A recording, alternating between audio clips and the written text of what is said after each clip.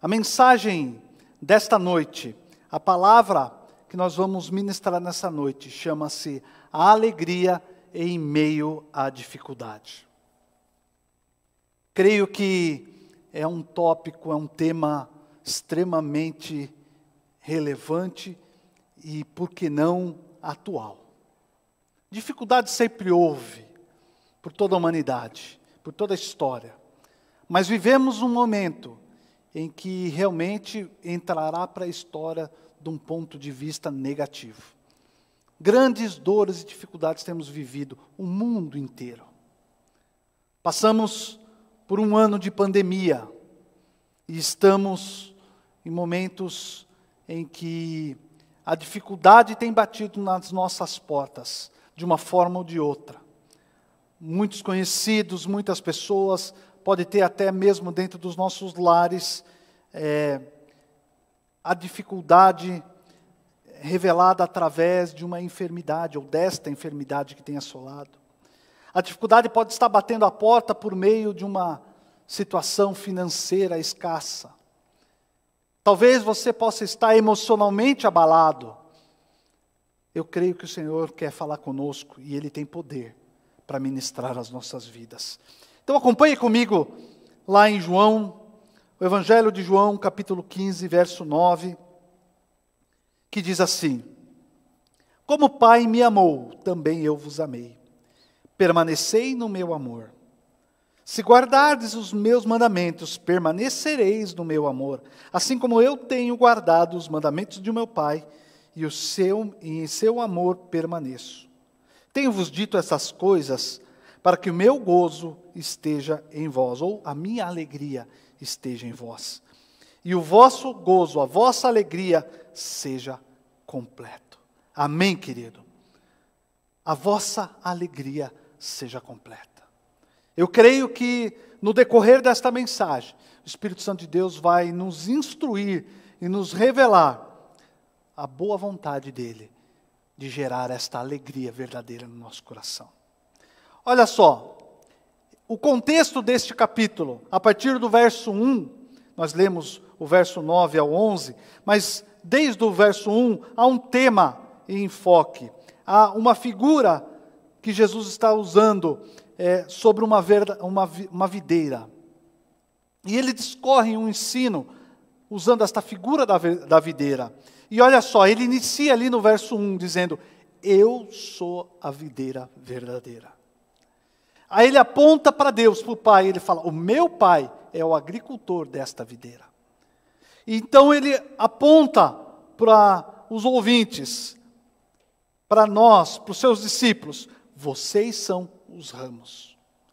Ele completa esta visão, trazendo um princípio.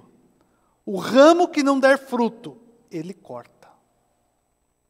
Porém, quem permanece nele, dá muito fruto.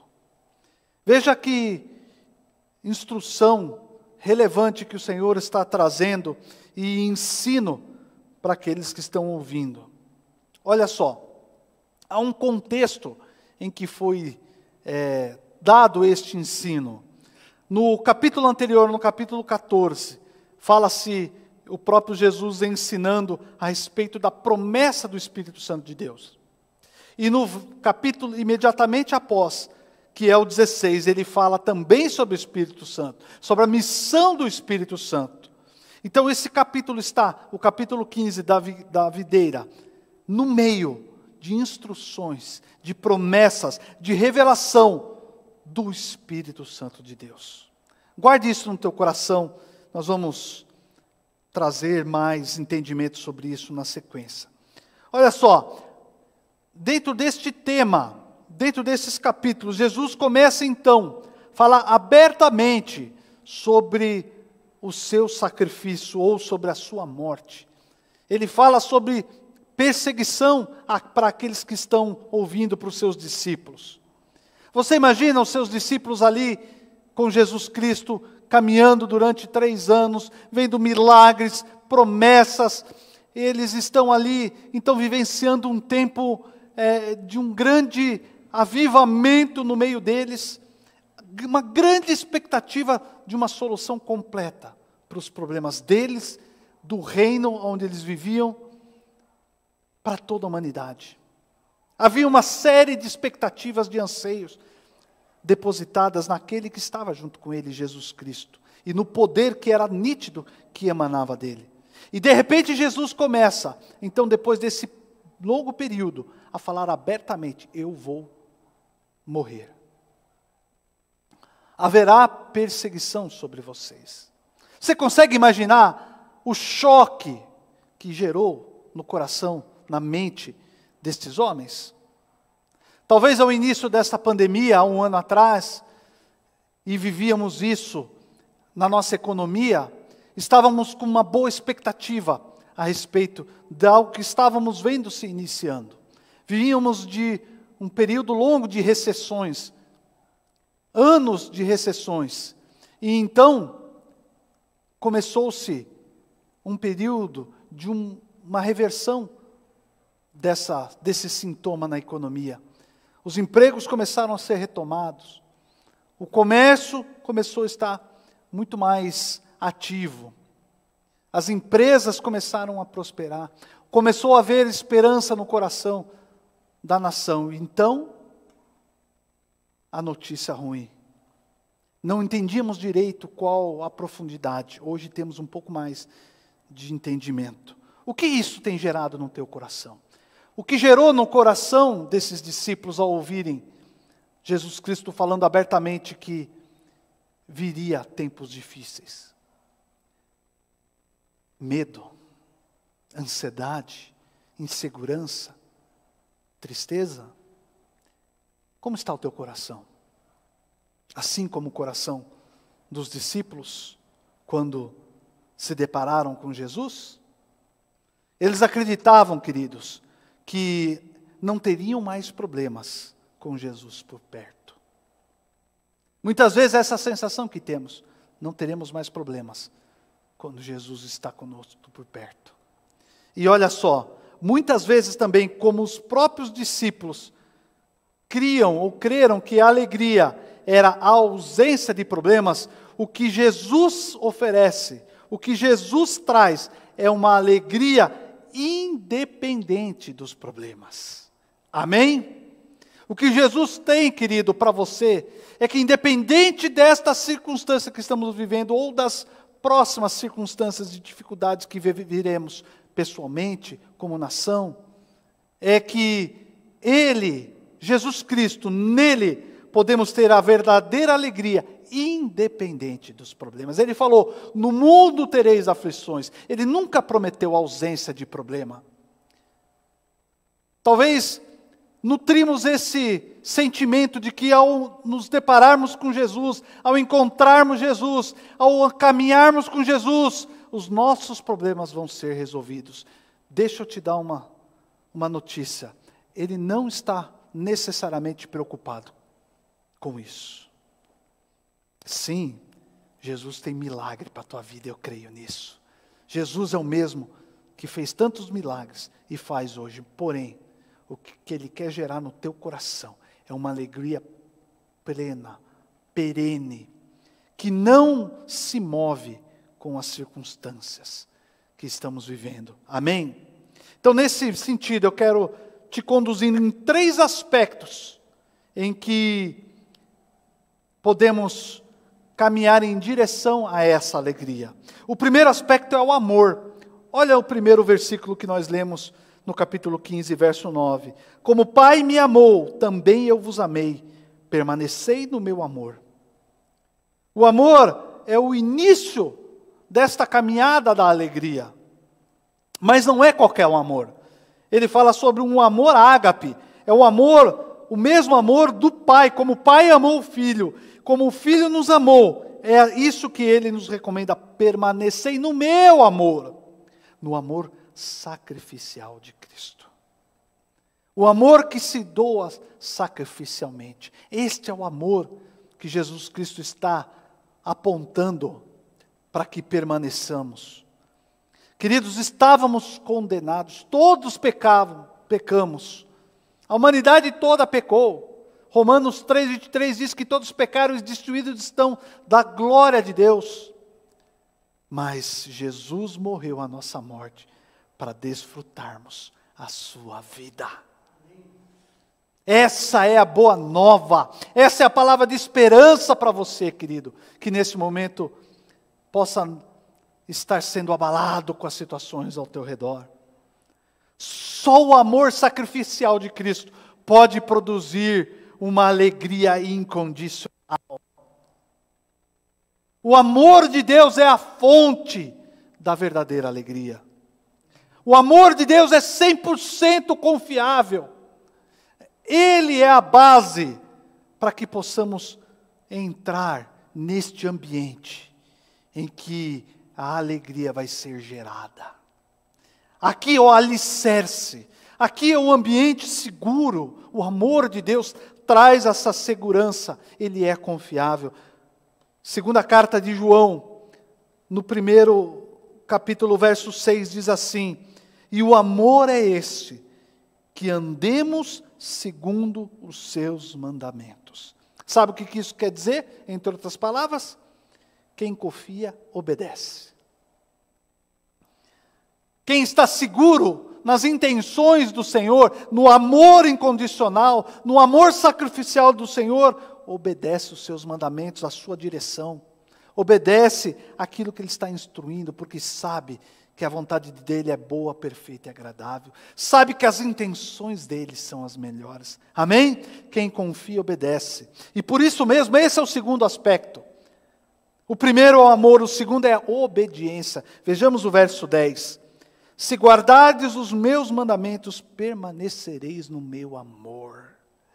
Assim como eu também tenho guardado os mandamentos do meu Pai, e no seu amor permaneço. Obedecer a Deus é a maneira prática de permanecer no amor de Deus. Essa é a maneira prática. Muitas vezes ficamos influenciados pelas emoções, pelos sentimentos, acreditando naquele amor que é fruto apenas realmente de uma emoção, de um desejo. Mas o fato é que o amor é algo muito mais prático, tanto do ponto de vista de ações da parte de Deus perante nós. E a Bíblia é muito clara quando ela fala: Deus amou o mundo de tal maneira que deu seu Filho, uma ação, deu Jesus para morrer por nós.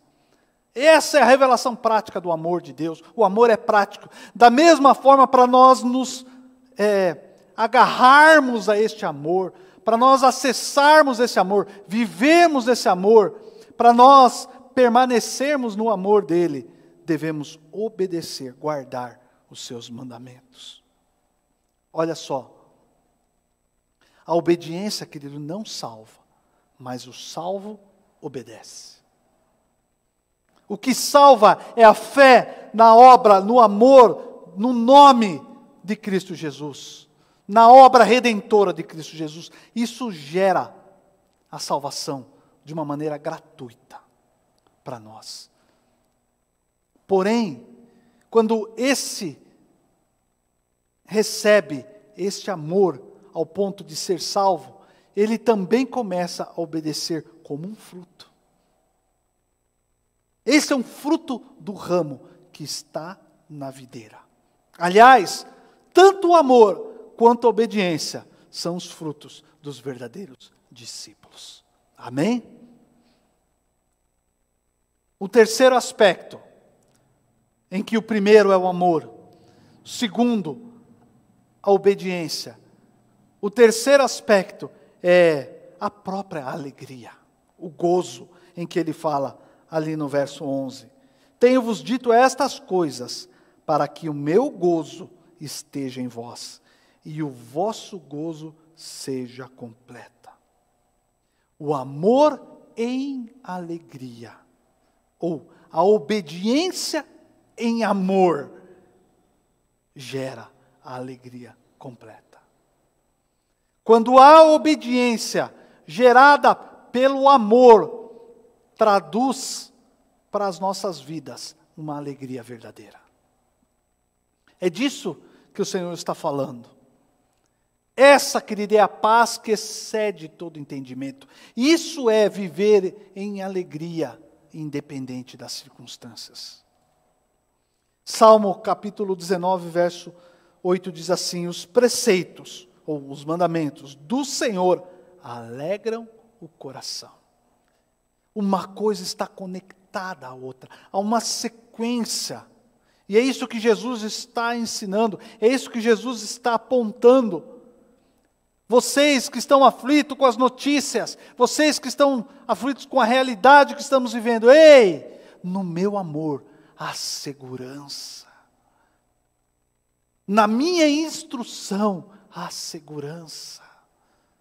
Quando você recebe este amor, é envolvido nesse amor e passa a se mover de acordo com a palavra, isso é santidade, querido, se mover de acordo com a palavra de Deus, separado para Deus. E então você começa a desfrutar de algo sobrenatural, que é a alegria que excede todo entendimento. Esse é o local que você precisa retornar, meu irmão, minha irmã. Esse é o local que você precisa acessar, o coração de Deus. Ter o coração de Deus em você, obedecer os seus mandamentos. Então, você precisa confiar que isso é efetivo. Jesus Cristo apontou para que você possa desfrutar daquilo que Ele programou para você. A alegria é um fruto do Espírito. Em Gálatas capítulo 5, ali nos versos 22, a palavra de Deus diz a respeito dos frutos, 9 frutos do Espírito. E aí, ela fala que a alegria é um deles. A alegria é um fruto do Espírito. Entenda uma coisa, um ramo só dá o fruto da árvore da qual ele está ligado. Neste caso, a videira. Você está entendendo? Olha o que diz no verso 4 do capítulo 15. Não pode o ramo produzir fruto de si mesmo, se não permanecer na videira. Você está percebendo a conexão?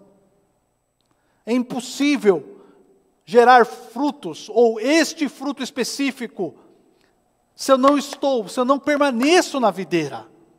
E a maneira pela qual eu posso permanecer na videira, ou no amor da videira, é obedecer os seus mandamentos. E então, o fruto é gerado porque eu estou conectado na videira. Olha só, há uma videira. A videira tem como fruto a uva, que gera o vinho. É a alegria do Espírito Santo, querido. Inicia nele e aponta para ele. O Espírito Santo de Deus é que nos revela a videira verdadeira, que nos conecta junto à videira verdadeira. E então os frutos, a uva gera a alegria, o vinho. E então esse é o símbolo na nossa vida, que somos cheios do Espírito Santo de Deus. A alegria de Deus. São símbolos da alegria do Senhor na nossa vida. Estar na videira é fazer parte, é ter a mesma natureza dela. Quem é ramo, querido, faz parte da própria videira, tem a sua natureza. Isso é a obra do Espírito em nós. Ele nos dá, quando ele vem habitar em nós, ele nos leva a ter esta mesma natureza. É necessário que vós nasceis de novo. Aquele que é nascido da carne é carne, mas o que é nascido do Espírito é Espírito. E isso só se tornou possível, querido, quando o Espírito Santo habitou em nós, os ramos. Por isso, o contexto deste capítulo é precedido pela promessa do Espírito Santo. E é conduzido também no próximo capítulo 16, para a obra do Espírito Santo, para a missão do Espírito Santo. Amém, querido? Seja cheio do Espírito Santo. Você vai ser cheio da alegria do Senhor, da verdadeira alegria. Olha só, uma clara distinção, que são até opostas entre si, entre a verdadeira alegria, a alegria do justo, a alegria daquele que é o homem espiritual, do ímpio, do homem carnal. O homem espiritual, querido, ele tem a sua alegria em Deus. O homem carnal, ele tem a sua alegria em si mesmo. Ou seja, o primeiro tem Deus como foco. A sua alegria está em Deus, nas obras de Deus, nas coisas de Deus, naquilo que alegra, que agrada, tem prazer nos mandamentos do Senhor. Amém? O segundo homem, o carnal, o ímpio, ele se alegra em si mesmo. Ele só tem uma alegria temporária, porque ele é o próprio foco. Só aquilo que dá prazer a ele. E esse prazer, querido, ele é momentâneo, até que dura aquela circunstância. Percebe? E corremos o risco de ter entrado no reino de Deus, caminhado ao longo do tempo com o Senhor Jesus, e não temos entendido essa diferença. Quando o meu foco é o Senhor, é a obediência a Ele, é a reverência a Ele, é o que alegra o coração dEle, então automaticamente eu me alegro. O meu objetivo é servir, é dar, é doar, é me entregar. E isso gera uma alegria em mim, porque a minha natureza, ela tem a mesma do Senhor, de doar, de entregar. Você já deve ter experimentado isso em algum momento, em alguma circunstância em que você pôde servir alguém, pôde dar uma palavra para alguma pessoa. Você pode ter sido um instrumento em algum momento e isso trouxe, às vezes, até mais satisfação para você do que para a própria outra pessoa. Sabe por quê? Porque isso é a genética de Deus dentro de nós. Agora, quando eu sou o foco, então, querido, eu sou só alegre. Eu tenho momentos de prazer quando eu recebo. Por isso que nós temos visto cada dia mais a sociedade, é tudo para mim. E nós estamos inseridos. Até mesmo para caminharmos na igreja, muitas vezes gostamos e somos atraídos por aqueles apelos, a noite da bênção. A bênção para mim. Percebe como é sutil? Ou nem tanto assim? Mas olha só, a alegria tem outras, a alegria entre a alegria espiritual e do homem carnal tem outras oposições. A do homem espiritual vem daquilo que interessa a Deus, a do homem carnal vem do seu próprio interesse. Percebe? A alegria do homem espiritual, ela vem de dentro para fora. A alegria do homem carnal é de fora para dentro. A alegria do homem justo vem do espírito, do interior. A do carnal vem do exterior da sua carne, vem do que os seus olhos carnais veem e contemplam. A alegria do justo, querido, a alegria verdadeira, não depende das circunstâncias. A alegria do ímpio depende totalmente das circunstâncias. Talvez seja por isso que estamos sendo tão afetados, porque temos dado muito mais vazão à carne do que o espírito. A alegria do justo, querido, é aquela que é fruto, tem origem no fato dele estar em paz com Deus, reconciliado com Deus, através do sangue do Cordeiro. A alegria do ímpio, ela é uma alegria ela é uma falsa alegria, porque ele não está reconciliado, ele não está em paz, há uma separação entre ele e Deus, por isso a verdadeira alegria não está nele. É por isso que vemos o mundo correndo atrás de prazeres carnais, em que uma noite, buscando prazeres carnais, sempre antecedem uma manhã de tristeza, de ressaca.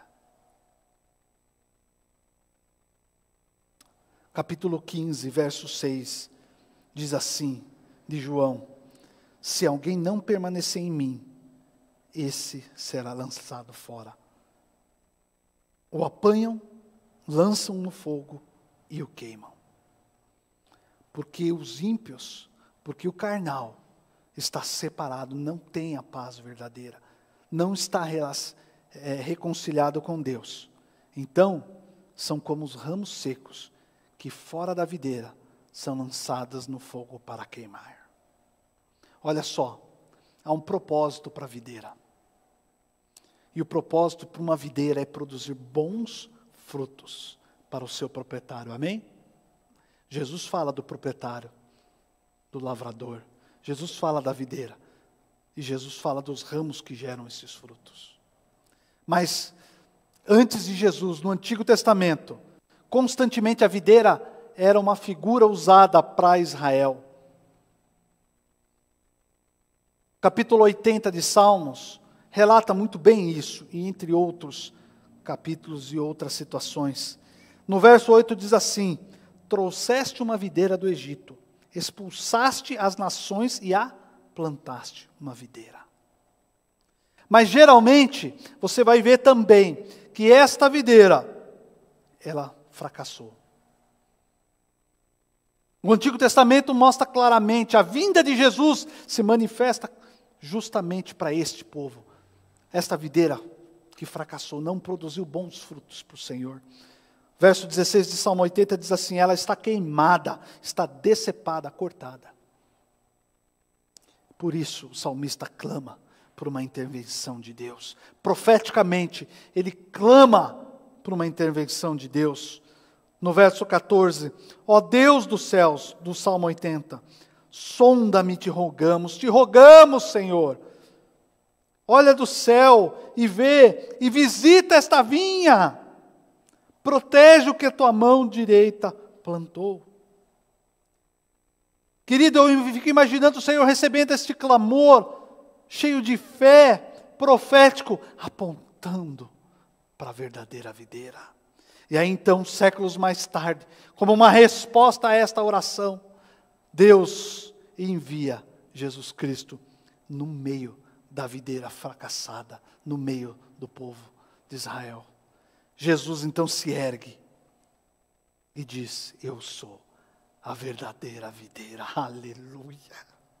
Aquela que jamais fracassou, aquela que não fracassou em nenhum momento da história e não vai fracassar na tua vida. Amém, querido? A tua história não fracassará, porque esta verdadeira videira, ela está sobre a tua vida. Ela não perdeu o controle, ela governa para todo sempre. Ela mesma ontem, hoje e será na eternidade. Amém? Glória a Deus por isso.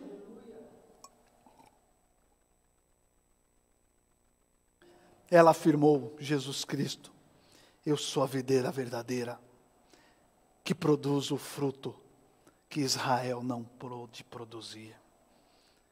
Jesus então cumpre aquilo que Israel não pôde cumprir. Ele é o substituto de Israel, como foco do plano de redenção, de salvação do Senhor para as nossas almas. Só Ele pode dar a alegria verdadeira, a alegria eterna.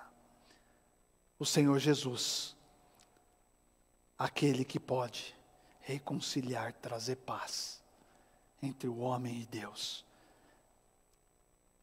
Jesus Cristo está aqui neste momento. E Ele pode vir e pode manifestar a alegria verdadeira em você, querido. Em nome de Jesus.